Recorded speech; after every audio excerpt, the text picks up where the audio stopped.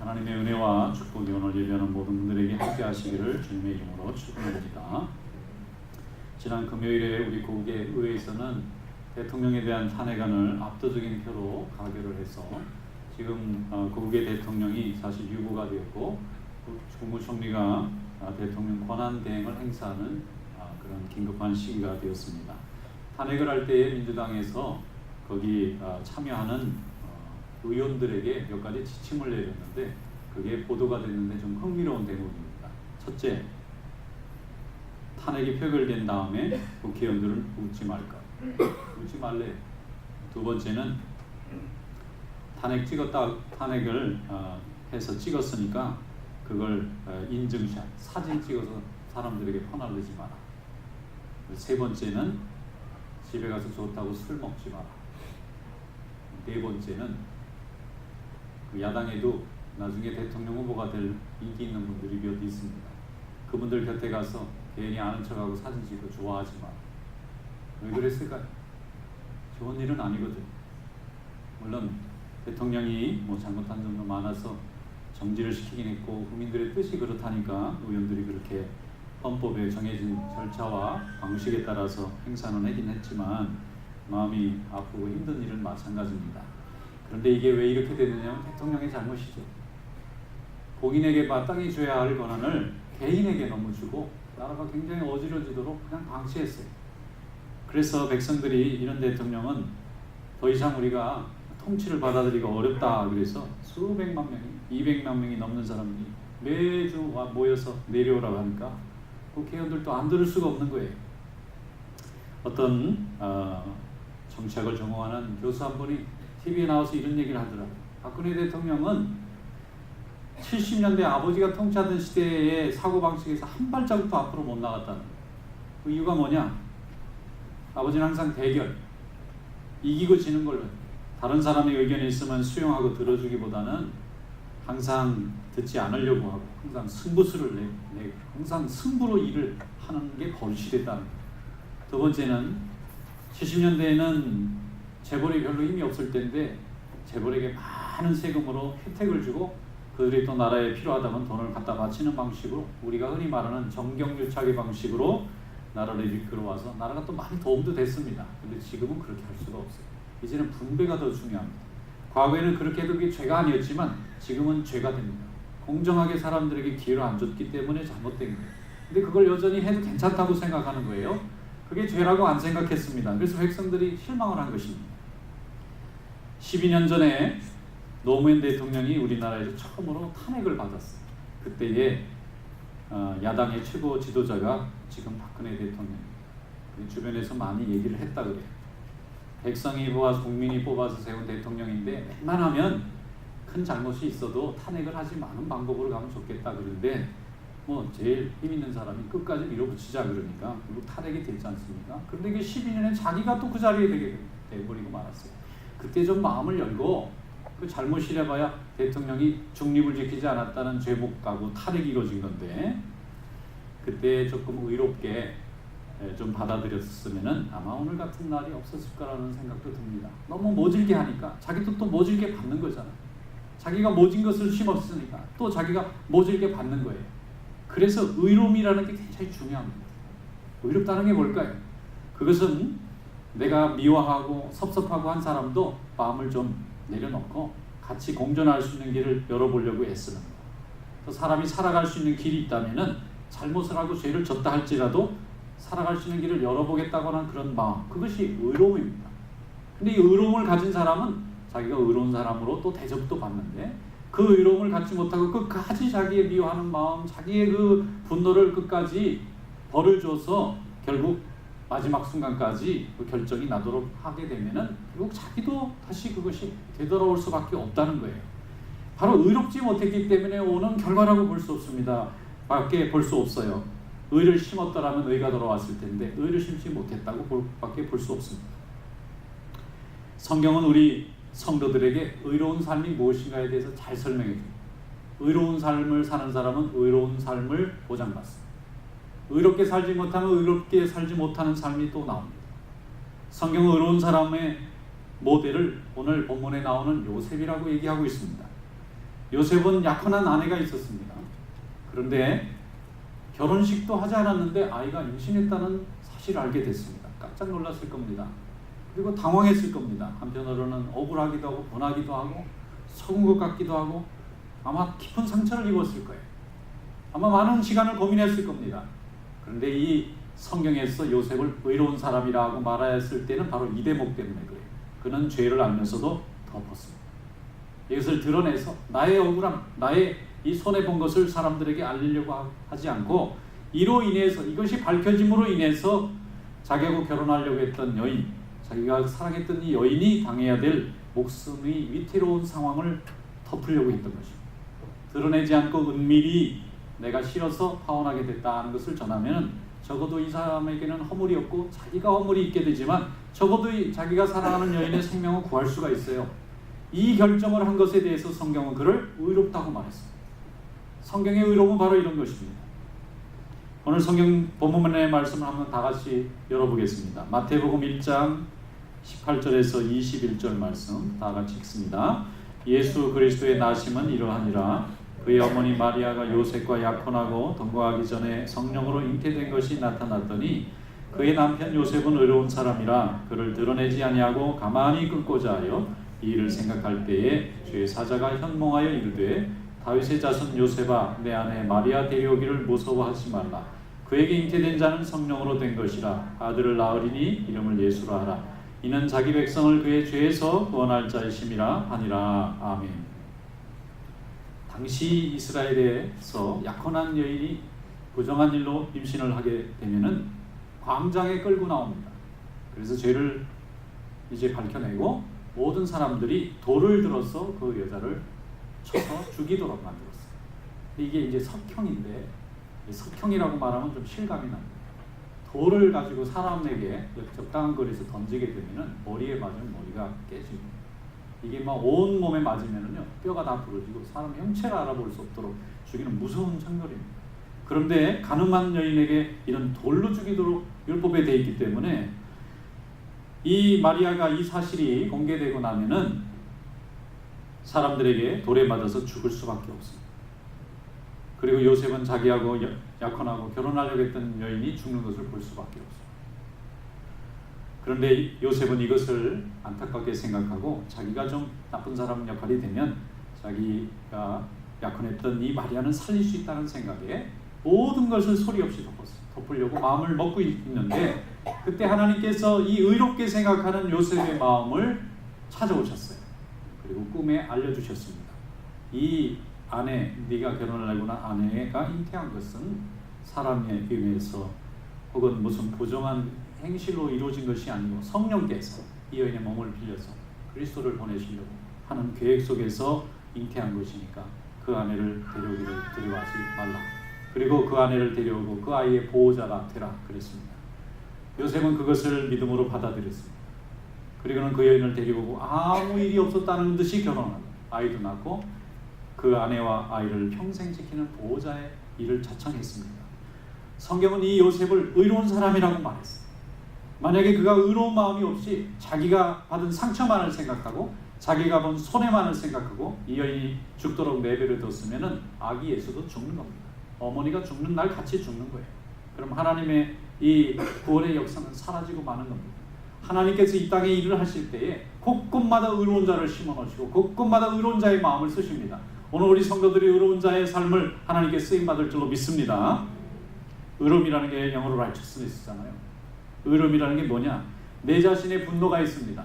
그러나 그것을 극복합니다. 내 자신의 상처가 있어요. 내게 상처 준 사람 용서가 안 되잖아요. 근데 그것도 극복합니다. 내 자신의 권리가 있어요. 내 자신의 능력, 나의 명예보다 더 중요한 것은 상대방의 생명입니다. 하나님이 주신 생명이 나와 동등하므로 그의 생명과 인생을 먼저 생각하는 이 긍휼히 여기고 불쌍히 여기고 공존하고자 하는 이런 마음, 이것을 의로움이라고 합니다. 근데 성경은 의로움이 매우 중요하다고 말합니다. 마태복음 5장 7절에 보면은 주님이 이렇게 말씀하셨습니다. 긍휼히 여기는 자는 복이 있나니 그들이 긍휼히 여김을 받을 것이며, 이 긍휼이라는 것, 불쌍하게 여기는 이 마음은요, 내가 남에게 베풀면 또 다른 사람이 나도 그렇게 봐준다는 것입니다. 근데 남이 불쌍할 때 봐주지 않으면 나도 사람들이 불쌍할 때 여겨주질 않습니다. 10절에 보면 또 말씀합니다. 의를 위하여 박해를 받는 자는 복이 있나니 천국이 그들의 것입니다. 여기에 의를 위하여 박해를 받아야 돼요. 의가 아닌 걸로 박해받은 사람은 천국이 없습니다. 그러나 의를 위해서 박해받는 사람은 천국이 있어요. 거기에 뭐 선을 위해서 박해받는 사람, 미를 위해서 박해를 받는 사람, 뭐 참을 위해서 박해를 받는 사람, 그런 얘기가 없고 꼭 의를 위하여 박해를 받아요. 다른 사람이 죄를 지어서 사람들이 다 외면할 때에 그의 편을 들어주고 그를 구원해주고 그를 살려주려고 하는 쪽에 쓰다가 박해를 받는 사람은 천국에 들어가는 축복이 있을 줄로 믿습니다. 옳은 것, 바른 것, 의로운 것, 이것은 행동이 아니라 마음이죠. 그런 마음이 있는 자가 그런 삶이 나오는 것입니다. 창세기 37장에 보면은 요셉이 꿈을 너무 많이 꾸고 너무 형들을 마음을 불편하게 해서 형들이 죽이려고 붙잡았어요. 죽이고 싶은 마음이 들었어요. 얼마나 미웠는지 형제들이 이 요셉을 죽이려고 그랬어요. 14살밖에 먹지 않은 이 아이가 아버지에게 늘 고자질하고 형들을 아주 곤란에 처하게 하니까 죽이고 싶은 마음이 들었어요. 그래서 붙잡아서 죽이려고 하는데 구덩이에 던져놨습니다. 그때 유다라는 넷째 형제가 나서서 이렇게 얘기했어요. 우리가 같은 혈육끼리 이렇게 꼭 피를 볼 필요가 있겠느냐. 우리 손으로 꼭 얘를 죽여서 꼭 우리의 이 분노의 안갚음을 해야 되겠느냐. 그러지 말고 얘를 노예로 팔자. 형제들이 가만히 듣다 보니까 분노에 휩싸여서 꼭 죽이려고 했다가 유다라는 형제가 제안을 하니까 그것도 괜찮겠다 생각하고 요셉을 죽이지 않고 팔았습니다. 이 순간에 유다가 의로운 역할을 합니다. 어떻게든지 이 아이를 살려보려고 지금 이 상태로 놔두면 죽을 수밖에 없을 것 같아요. 그래서 노예로 파는 게 낫지 않겠느냐 하고 제안을 했는데 그 일을 위해서 요셉은 살아나게 되었고 애굽에 가서 총리가 되었고 또 이스라엘 백성들을 애굽으로 인도하는 그런 하나님의 일에 쓰임받게 된 줄로 믿습니다. 나중에 하나님이 역사하셔서 요셉은 애굽의 총리가 되었습니다. 형들이 곡식이 없어서 사러 왔는데 신분을 감추고 아주 무서운 이렇게 벌을 줍니다. 그때 베냐민이라는 형제를 데려왔는데 베냐민을 가둬놓고 너희들은 돌아가라 그랬어요. 그때 유다가 울면서 나왔습니다. 이렇게 얘기했습니다. 이 베냐민을 돌려보내고 나를 감옥에 가두소서. 내가 볼모가 될 테니까 이 막내 동생은 돌려보내소서. 왜 돌려보내야 되냐 물었겠죠. 이 아이가 아버지가 가장 사랑하는 아이입니다.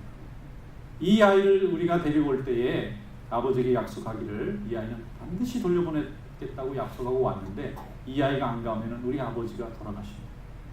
사랑하는 아들이 둘이 있었는데 하나는 죽어버렸고 그나마 남은 아들이 이 하나인데 이 아이가 안 돌아가면 우리 아버지 생명도 보장할 길이 없어요. 나를 복에 가둬서 나를 종으로 삼으시고 이 동생 막내는 돌려보내소서.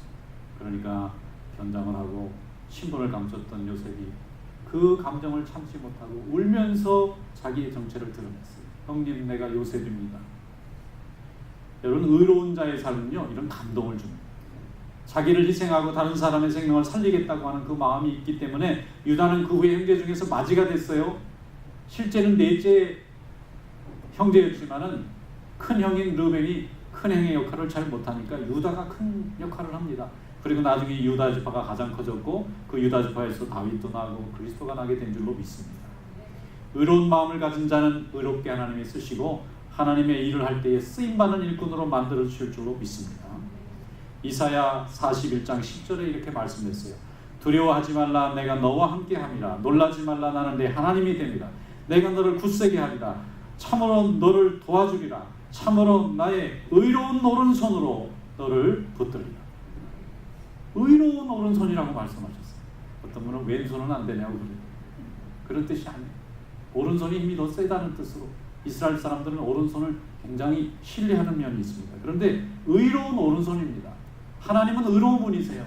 그래서 연약한 자, 공정하지 못하게 취급받는 자, 절망하는 자에게 하나님께서 살아갈 수 있는 길을 열어주십니다.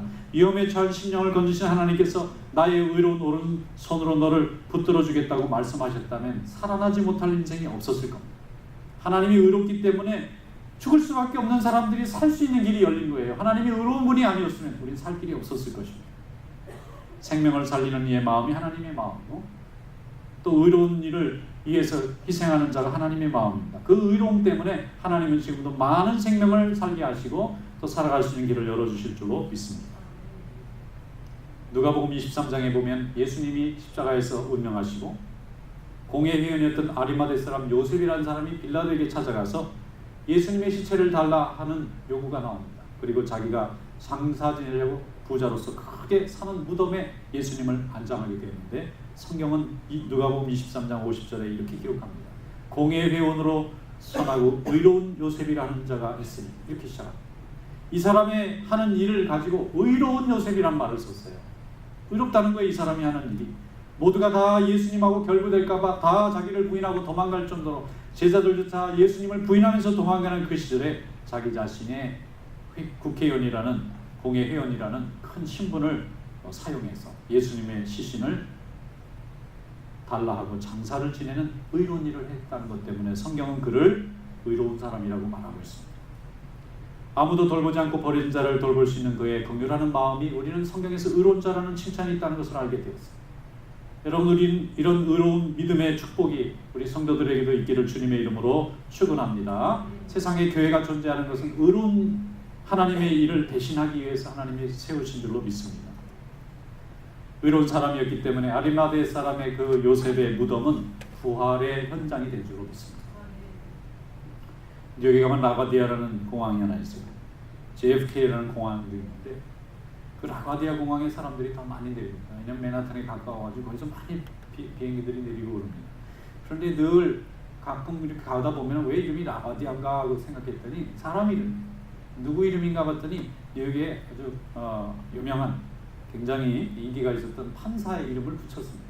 그 사람의 이름이 라과디아 판사인데 그 조치가 사람들에게 너무 좋은 분으로 기억이 돼서 보통은 뭐 대통령 이름도 쓰고 뭐 유명한 사람 이름도 쓰는데 판사의 이름을 붙여놨어요.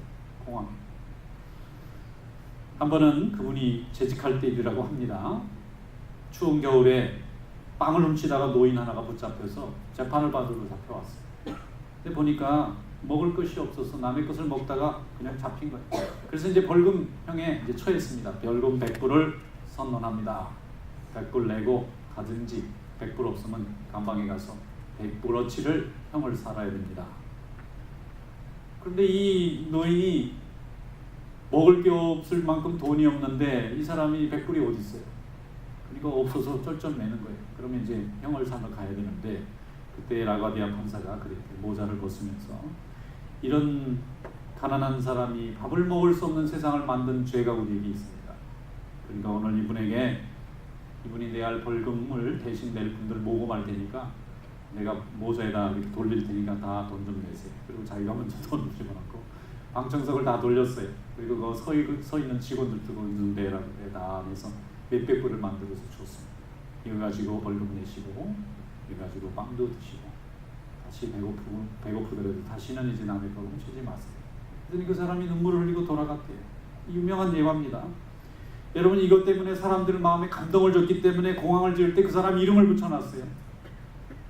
의로운 사람은 사람들에게 소망을 줍니다. 하나님이 왜 의로우시냐?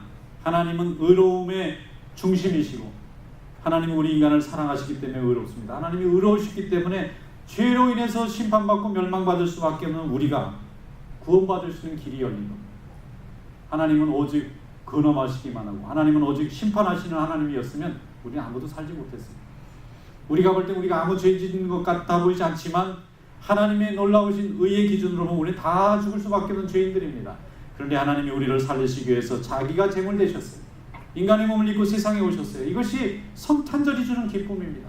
성탄절은 세상 사람들이 장사하느라고 휘황찬란하게 해놨지만 우리 하나님을 믿는 백성들은 성탄절이 무엇인지를 정확하게 알아야 됩니다.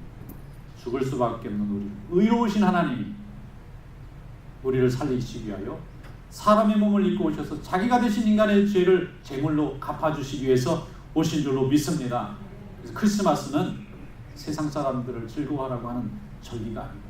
우리에게 구원을 주시고 우리에게 생명을 주시고 우리에게 영생을 주시고 부활을 주신 예수 그리스도가 사람의 몸을 입고 신이었음에도 불구하고 낮고 천한 자리에 오셔서 마지막까지 남김없이 보혈을 흘려주신 예수 그리스도의 그 사랑을 생각하며 감사하자는 거예요. 그래서 교회의 가장 큰 축제 아닙니까? 부활절이 가장 큰 축제가 아닙니까? 왜 이런 큰 축제와 구원이 우리에게 있었습니까? 하나님이 의로우신 분입니다. 그러면 의로운 자는 하나님의 성품을 가진 것입니다.